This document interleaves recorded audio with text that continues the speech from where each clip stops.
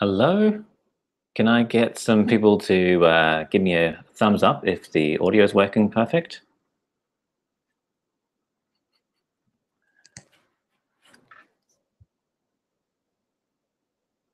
No one? Get Minky the Unstable. Dank Murmur?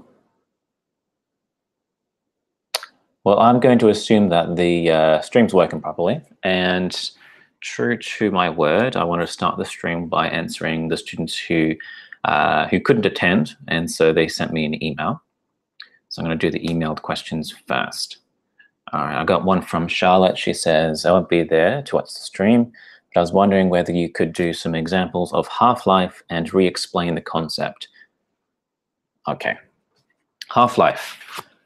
I've done some notes here for you. So Charlotte, half-life is basically the time duration until 50% of your radioactive isotope has changed or transmuted into a different element. I've been using this zombies analogy here. So if I've got a radioactive element, so these little people are representing a radioactive isotope of some kind, at the start, I'm going to start off with 100% of them. Over time, though, one by one, these atoms are going to I don't know, release an alpha particle or a beta particle, and that's going to change the atom into a completely new element. So one by one, these humans are going to transform, and in this case, I chose to use zombies. So they've been bitten, and then it's only a matter of time until they've changed. So now I've only got 3 humans and 1 zombie. That gives me a ratio of 75% human, 25% zombies. Then you reach a point where it's 50-50. The half-life is the time it's taken to get to 50-50. Okay, it's going to be different for different elements. Some are very, very quick, where they decay very rapidly. Some take a very, very long time. And the way that we will question you about radioisotope. Oh, sorry. You can monitor the amount of the of humans or isotope, how much you got left by using a graph like this. So you start off with 100% of them, or you can say amount, or let's say I had 50 grams. That's going to quickly drop to 25 grams, and it's going to quickly drop to 12.5 grams, and so on.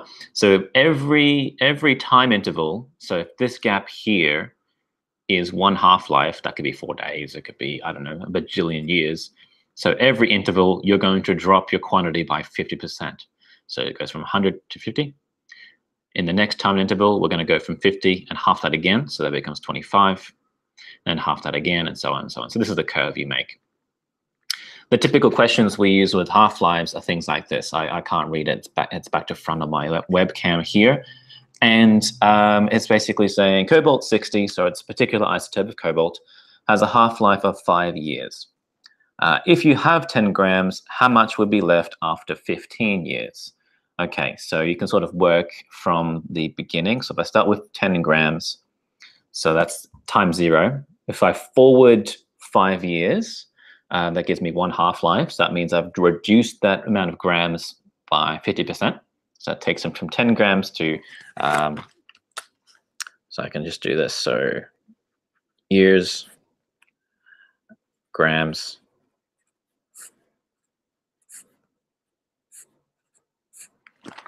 so at 0, here's a little table here. So at 0 years, I'm going to have the whole 10 grams as per the question.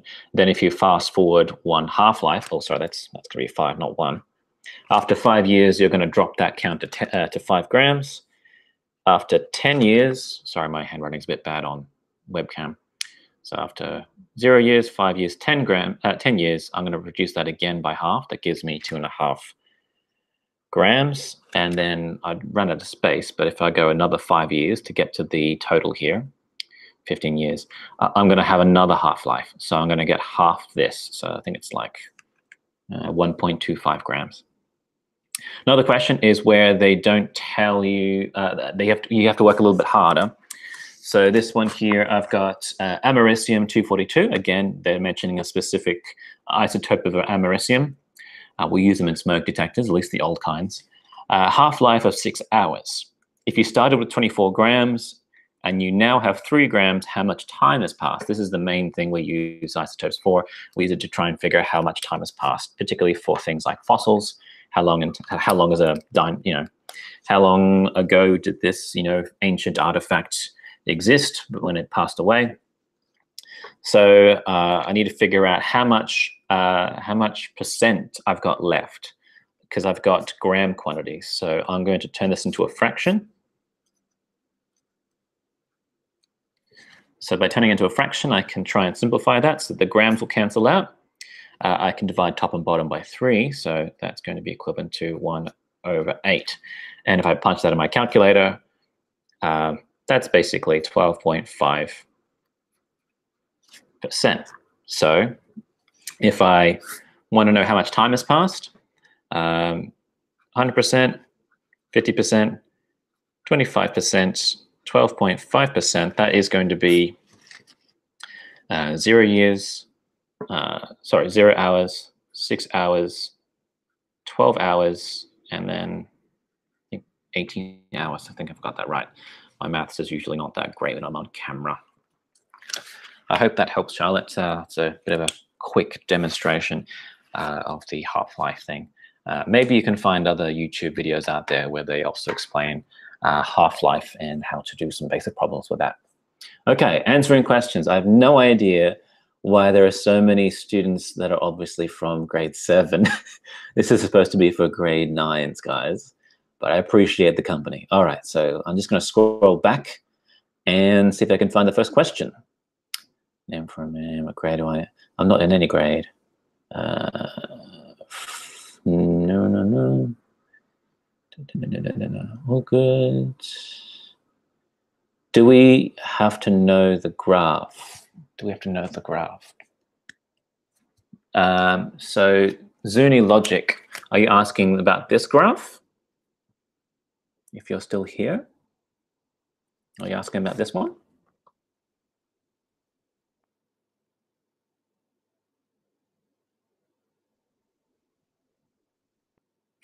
Don't worry, Mitchell. I see your question. I'm just going to the people who are first, and then I'll come around. Okay, this graph. Yeah, sometimes you can solve a problem with this.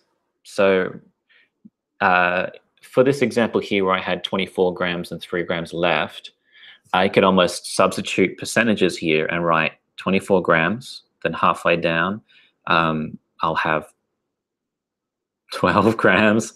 And halfway down, you see what I mean? So I could use this as a way of figuring how many hours has gone by. And I would use like I would, figure out, I would use, basically try and figure out exactly, how much time using this style. Hope that helps. All right, scrolling back up.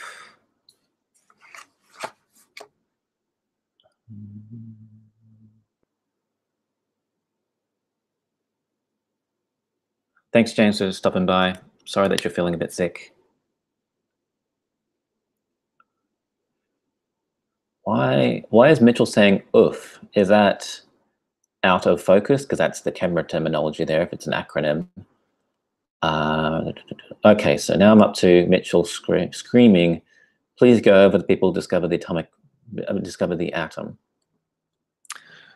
That's going to take a while. First, you got Democritus, an ancient Greek guy who's proposed the idea that what if you can't continually divide things down to smaller and smaller pieces? If you do that, maybe you'll reach a point where you can't cut it any further. And this fundamental piece, he would call them atoms, which we now get the name atom from. And he described them as being indivisible, so basically indestructible. And he tried to explain that the different materials that we see are because these atoms had different shapes. So for example, metals are very strong. He reckoned these atoms had hook and loops so that they linked together very strongly. And that gave them the very strong feature of steel, iron.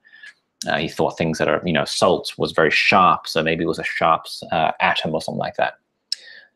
Fast forward about 2,000 years, you get John Dalton, who built upon Antoine Lavoisier's discovery. Antoine Lavoisier is my favorite scientist.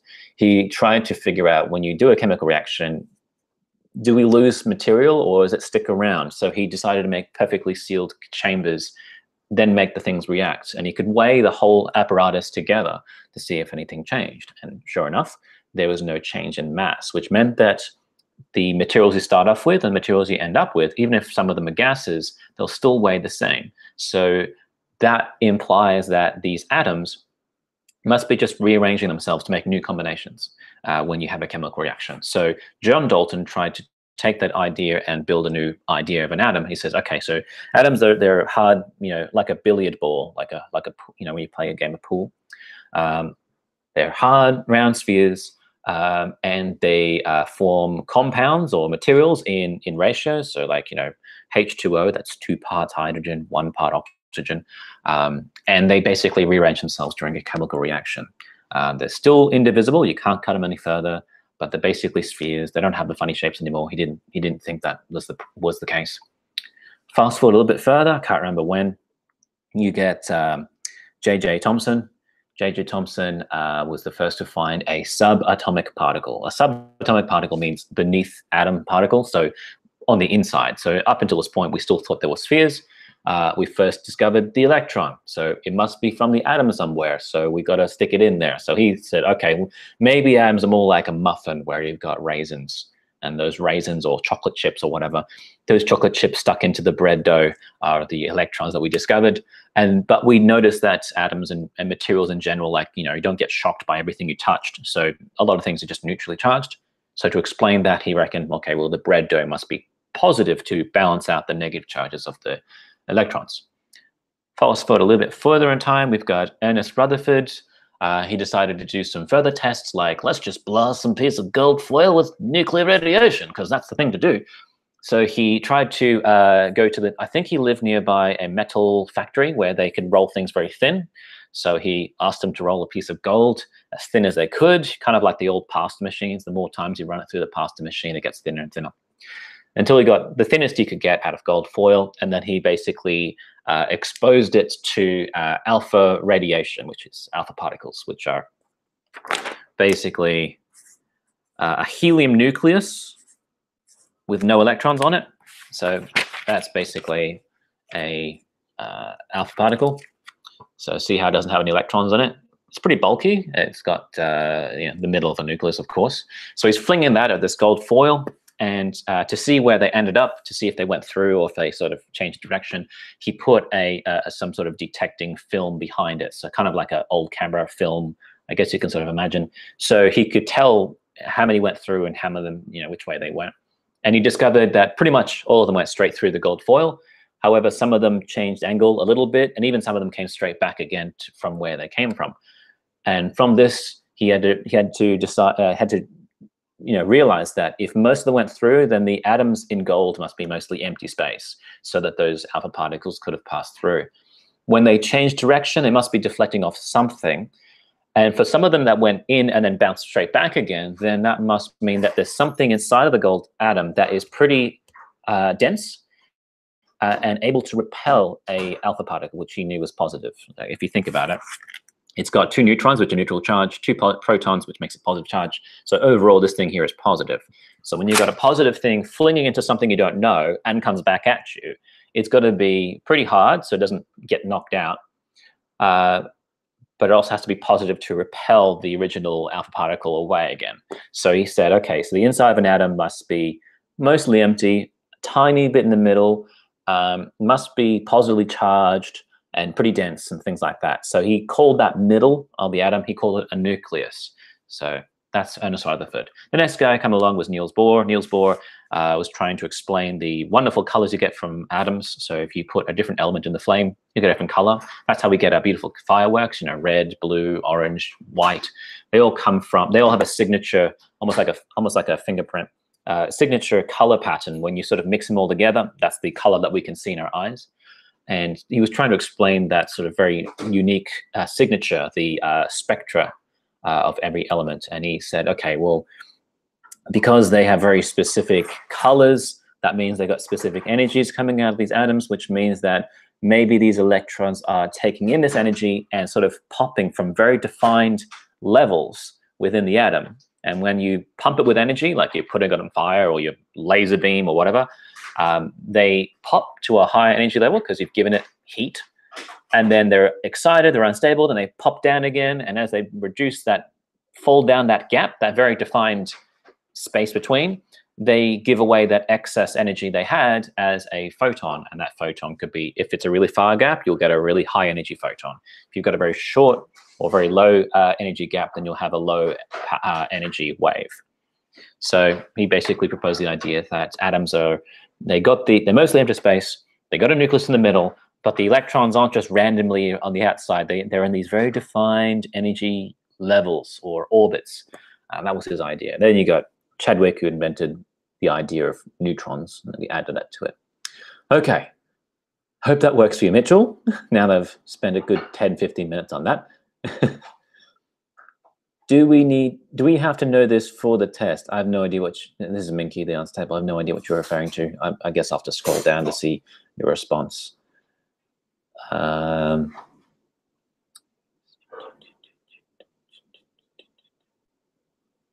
no, I lost my place in the chat feed. Oh God, I must have talked for ages. I have to scroll it far.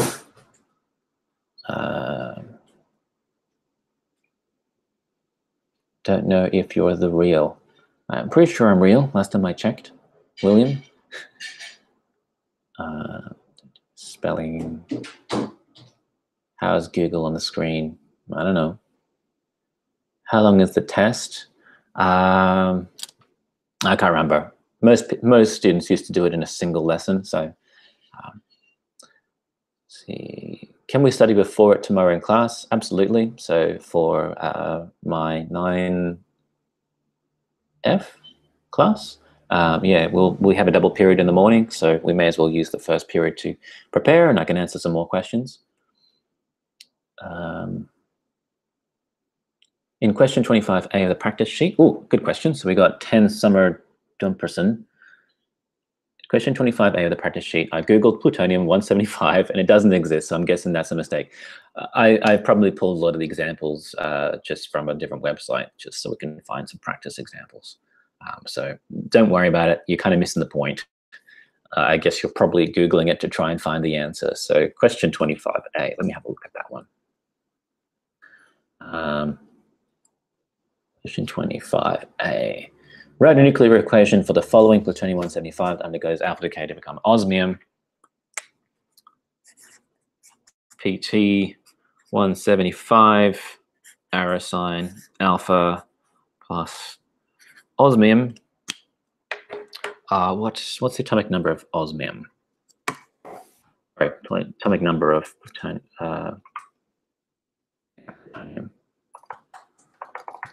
Just punch that into Google. I'm getting a lot of questions about the look of it, so I think I'll stick around a little bit longer than the half an hour. Plutonium is atomic number 94, so that's a little bit of information I had to pull from an outside, table of source. So here's my problem, and then I got to basically fill it in. A alpha particle has 2 protons, so that goes in that corner. It's got a mass number of 4 because my drawing here, it's got 4 particles in total. It gives a mass of 4. 2 protons gives me the atomic number down here. Osmium, so if I've lost 2 protons, I must have taken it from the plutonium to begin with. So now I've reduced the atomic number down to 92. I've taken away 4 nuclear particles from plutonium. So I've reduced its mass by 4. So 175 take 4. Should get 171 or thereabouts. So I think that should be the solution for 25A for 10 Summer Endo. Oh, 10 some random person. I see now. I feel a bit silly for not recognizing the alias name. People are saying, what's up? Not much. Is anyone here actually year 7? I think there are some in here. Xan tomorrow. Who did gold experiment? Oh, hang on. Who did the gold experiment? That was Ernest Rutherford. That's for Alexander Mays.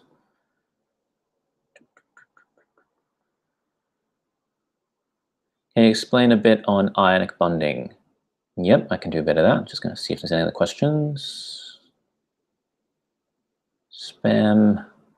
blocked. Okay, ionic bonding. Give me a second.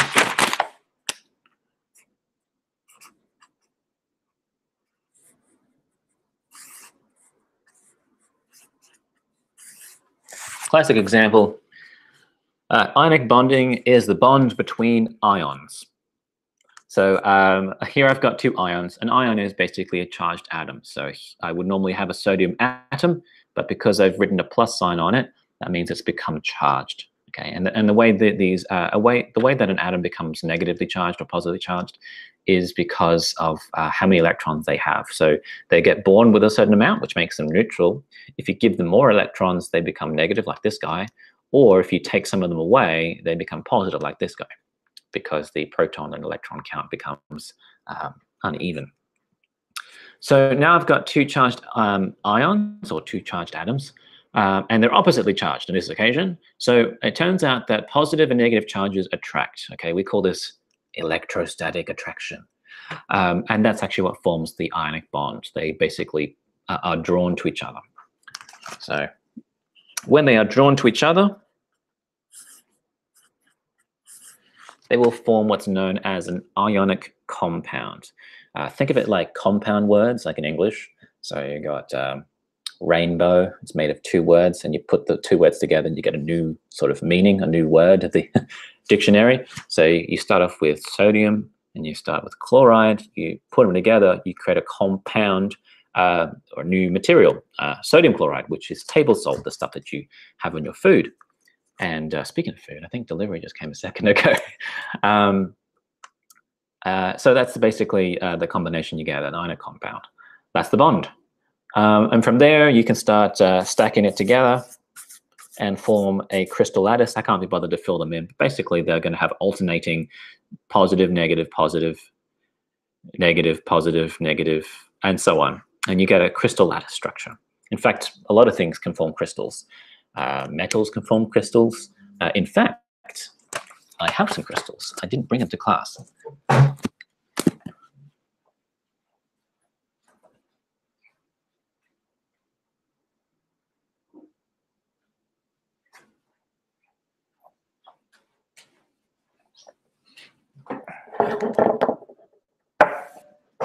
Okay.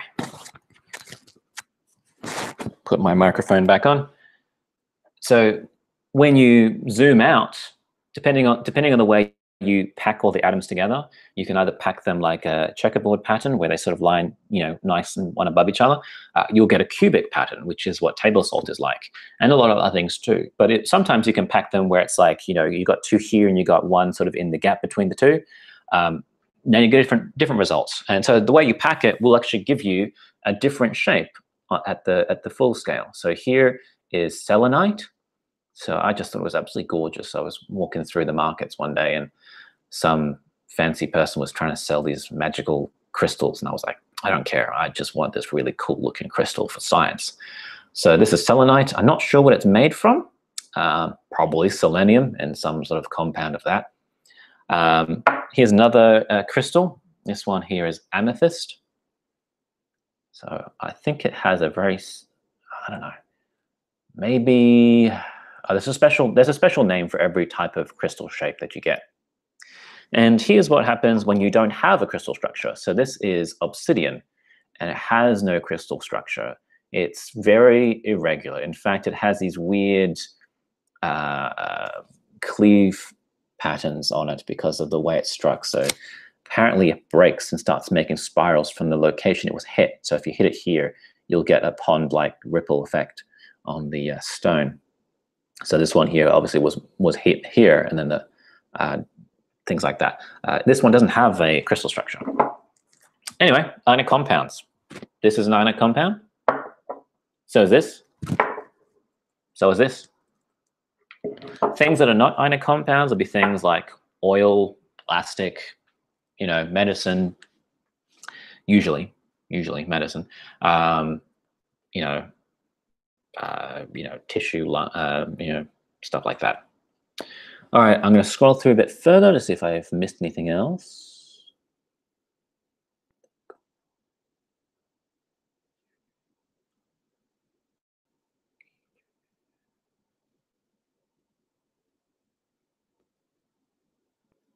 2 minutes left.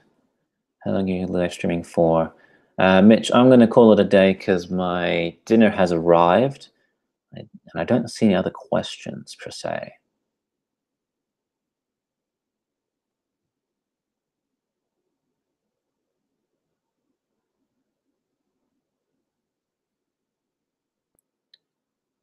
Do we need the dates? Oh, Mitchell, you had a question. Do we need the dates?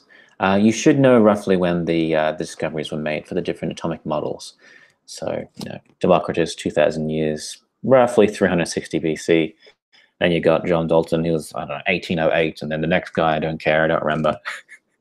That's your job, not mine, I'm afraid. Any other questions? Troy? Okay.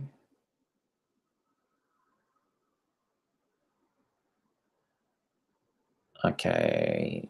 Looks like that's it, unless I can see other questions before I go. Mr. Bowman, is the test hard? It's not easy. Chemistry is not easy, but I don't think that chemistry is impossible. So it's not, chemistry is definitely not going to be one of those things that you can sort of bludge your way through. So if you haven't done any practice, you haven't been paying attention, then it's very difficult to get through. But if you've been doing your work, if you're doing a bit of practice here and there, you've got a good chance of getting through.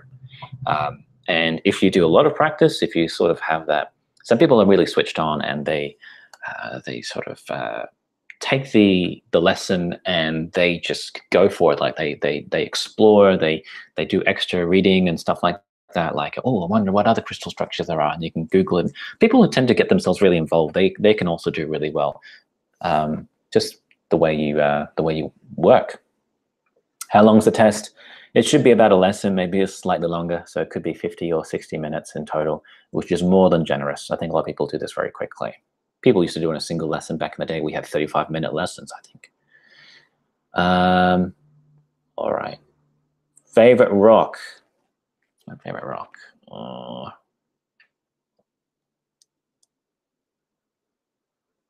Can't remember. Malachite, azurite,